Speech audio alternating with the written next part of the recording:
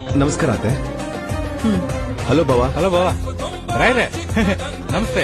ಏನ್ ಸರ್ ನೀವು ಇಷ್ಟು ಲೇಟ್ ಆಗಿದ್ರೆ ಹೇಗೆ? ಅತ್ತೆ ಇನ್ನೊಂದ್ ದೊಡ್ಡ ಪೀಸ್ ಹಾಕ್ತೀರಾ? ನಿನ್ ಮಗುಕ್ಕೆ ಇದು ಸಾಕು ಬಿಡು.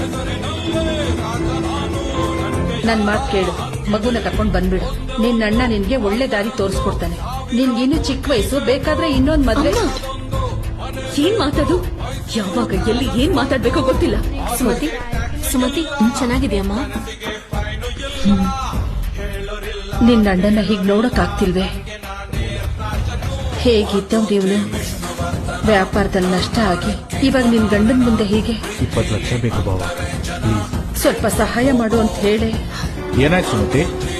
ನೀನು ದಿವಾಳಿ ಆಗಿದ್ಯಂತೆ, ಅದಕ್ಕೆ ನನ್ ಗಂಡನ ಆಸ್ತಿ ನಿಂಗೆ ಬರ್ಕೊಡ್ಬೇಕಂತೆ. ನಾವ್ ಕಷ್ಟದಲ್ಲಿರುವಾಗ ಕರೆದು ಸಹಾಯ ಮಾಡಿದ್ಯೇನೋ ಯಾವತ್ತಾದ್ರೂ? ಮಗುಗೆ ತಿಂಡಿ ಕೊಡೋಕ್ಕೂ ಅಳ್ತಿದ್ಯಲ್ಲ ಅತ್ತಿಗೆ ನೀನು.